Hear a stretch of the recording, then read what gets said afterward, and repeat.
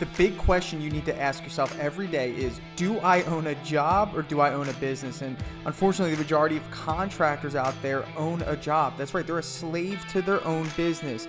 But the other side of the fence is so much greener, it's so much better, and that's when you're finally fully in control of your destiny, your freedom, your time. And that's what Contractor Secrets is about. It's about taking back our time, building a business with systems, standards, values, procedures, putting yourself in the driver's seat. And that's what it's about. So I'm excited. I'm happy to have you here. Let's dive into the Contractor Secrets podcast.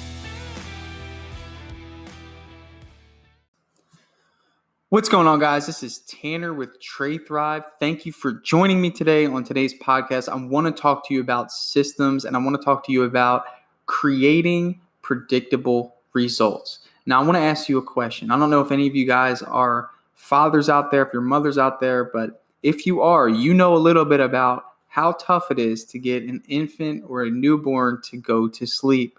And if you, randomly do things throughout the day, you're going to get random results at nighttime. And I'm a new father, so a lot of you guys know that I'm a new father, and I am learning this the hard way. And I did learn it the hard way. It's that throughout the day, we really weren't, really didn't zero in on a process. We didn't set nap times appropriately. The feedings were kind of all over the place. And what that led to was kind of a nighttime of the same result. It was random. She'd wake up a lot and we'd be in a position where it was like frustrating. We just didn't understand why. And, when we started zeroing in on what worked and kind of took some advice from, some people that have, had experiences with this and have kind of fixed the problem of not getting sleep. And when we figured out that there's a system attached to that, which is scheduled feedings, scheduled nap times that lead you to a great result, which is a nighttime of great sleep, well, then it made sense. And I'm here today to talk to you about a system that will lead you to success in your contracting business. And I think that a lot of us are randomly approaching the two very, very important areas of your business, which is sales and marketing. And if you randomly approach these two things, you are going to get random results. Now, a lot of the people that I help in this business are really good at the production aspect. Maybe you've been in the business for 5 to 10 years. Maybe you know the ins and outs of painting a house, doing flooring, doing roofing, whatever it is that you do, you know this top to bottom. And that's great. I think that honestly, had I had the experience that you had in the beginning, I probably would have gotten off to an even better start. So if you're in this position where you're just like, Tanner, I don't really know how to create a system for sales. I don't really know how to create a system for marketing, but I'm a really good painter and I'm incredible at installing flooring. Well, that's great. But I want to tell you that I want you to think of it the way I see how a lot of you approach sales and marketing, how you would see it if I would approach production in the way that you guys approach sales and marketing. And the first part of this is if you were to watch me paint a house and I just kind of grabbed a random bucket and I got like a mini roller and the first thing I did when I went to the house was just started putting paint on it. I didn't caulk anything. I didn't fill any cracks. I didn't trench the perimeter. I didn't put any sealer on the house. I just started painting. You'd be like, Tanner, what are you doing? You're not going to get a long lasting quality result doing it that way, man. You got to do this first, and you have to do this, and you have to trench, and you have to put some plastic up so when you spray, you don't get overspray, and you're painting the walls first, but you're going to have to do the soffits, and you always want to start top to bottom. And you would come at me and say, Tanner, you're doing it wrong. And that's how I want to come at you. I want to say, hey, you're doing your marketing wrong. You're doing your sales wrong. And I want to teach you a better way to do it to get a better result. Okay. And now you might be good at doing these houses in terms of your skill level, but I can show you a system to where you don't have to do the houses anymore. You have to learn how to delegate and duplicate. So this is going to be a 3-part podcast where we talk about the 3 different areas of business: sales, marketing, and production. And we're going to talk about ways to systemize the 3. So the first part is your marketing. I want to talk about marketing because it's my favorite topic. I want you to think of marketing as a big funnel. And if you have ever changed your oil or if you've added oil to your engine, you use a little funnel, okay? Think about the leads and the people as the oil, and obviously the engine as your business. And you need to gather the leads and the people, and you need to get them in your business, whether that's just interacting with them or making them aware of who you are. Okay. The problem with a lot of contractors is they don't understand the concept of marketing.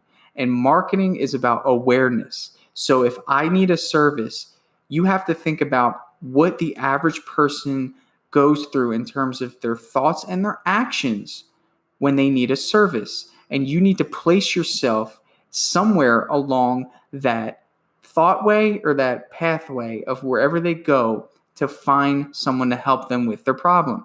I want you to think of your business as a storefront. And I know a lot of you aren't a storefront, so this is why this analogy is going to be really good for you. Okay? A lot of you are in the backwoods, okay? And there's a big highway, okay?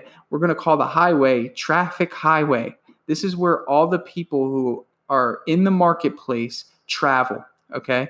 They all travel this highway. It's a very busy highway.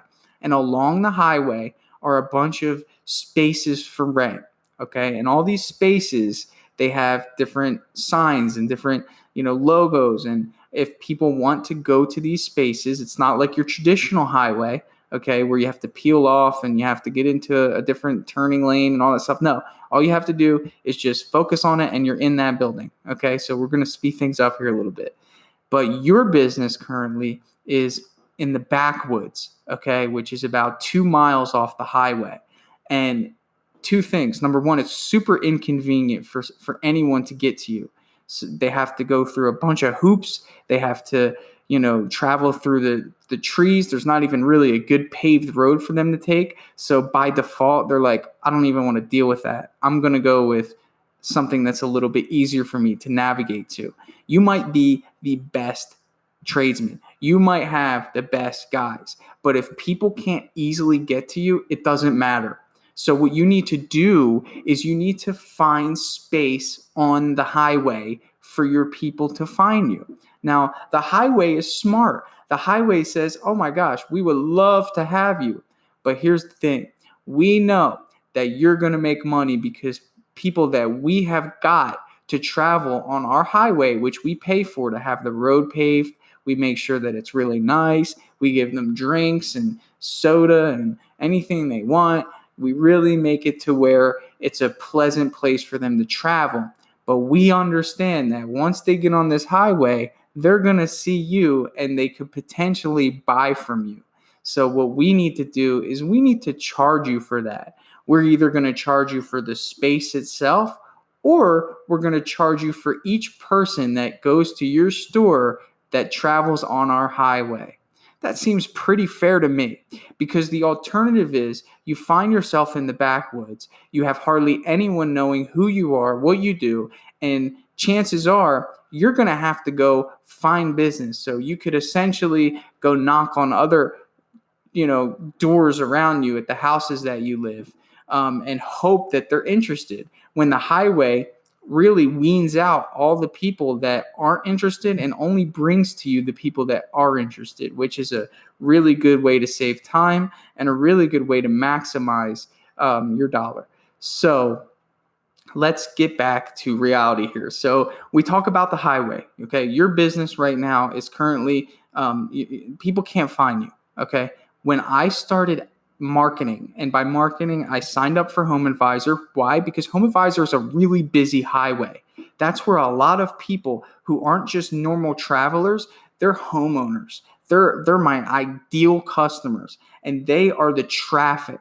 And I want it to be right on the highway where they can see me. There's no one in my area that can look for painting on Home Advisor that won't see premium painting.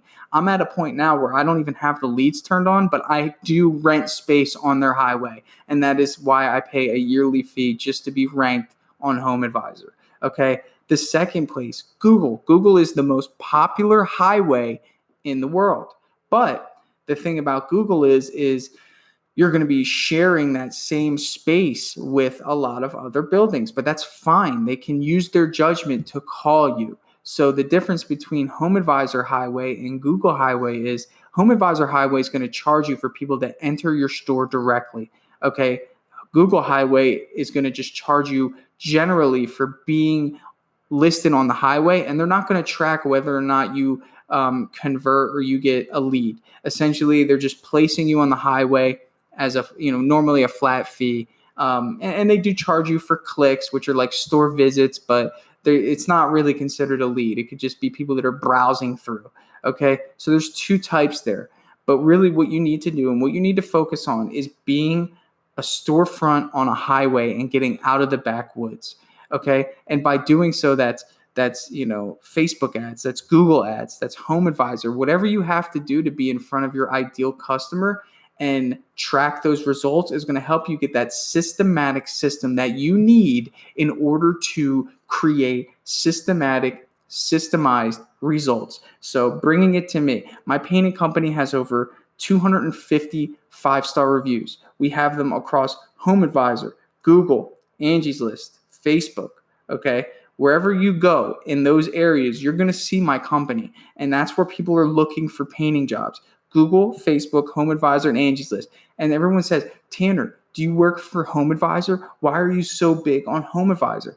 And I say, listen, man, I don't care if there's a new freaking lead service that comes up called Heartland Homes or Heartland Services. I don't know. I just looked at some piece of paper on my desk. I don't care what it's called. Okay. I don't care who starts it. I don't care anything about that. All I care is how much traffic drives on their highway. And if the answer to that question is more than the average place, if they spend enough on advertising to get people on their highway, right? Like we said, how the other highway charges you. Well, they get people to drive on their highway. If they were to get people to drive on that highway, guess what? I would be there too. It doesn't matter. All I say is Home Advisor pays a lot of money to get people to drive on their highway. If you want to get people to get on Facebook, there's a lot of people on the Facebook highway right now.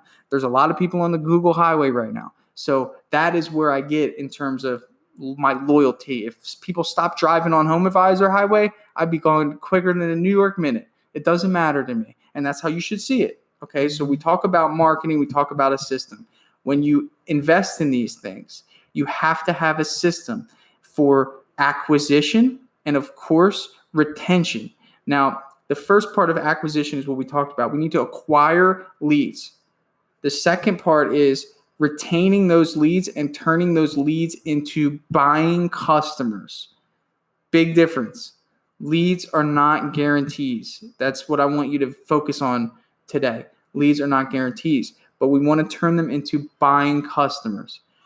How do we do that? Well, you have to have a process to take someone from a lead, which you acquired through placing yourself, making your company have awareness, right? With beautiful branding, advertising, spending money, and this is what we call marketing. The next part of this podcast, the next episode, is going to be getting those people from acquired leads to retained customers, converting them from a lead to a buying customer. So I hope you are really turning your wheels in this episode. You're thinking about what system you have. Maybe I highlighted the fact that you're in the backwoods and you want to get out of the backwoods. We can help you do that. So if you are interested in getting out of the backwoods, I'm not going to go any further. Just head over to tradethrive.com, send me an email, and let's talk about how we can get you out of there. But most importantly, if you do it yourself, I want you to get on Facebook, start developing a presence, start investing in leads, have a Google My Business page. If you don't have a Google My Business page, you're really setting yourself so far back, and I don't want that. So head over to tradethrive.com, and we'll talk a little bit about how we can help get you out of the backwoods. Hey, I just want to take a second to thank you for joining me here on the Contractor Secrets podcast. I'm just going to take this opportunity to let you know that my passion is coaching people, helping people. I've changed my Instagram name to @contractorcoach. And I did that because that is my passion. I want to help you. So please reach out to me. If you have an issue going on in your business, send me an email, find me on Instagram, message me, and let's do a breakthrough session. I want to work through your problems in your business to help you get to that next level. And one thing that I always say is this, the difference between those that get over the humps and the hurdles in business It's just a change in perspective. And that's what I plan to offer you. So get with me, message me, allow me to help you take your business to the next level.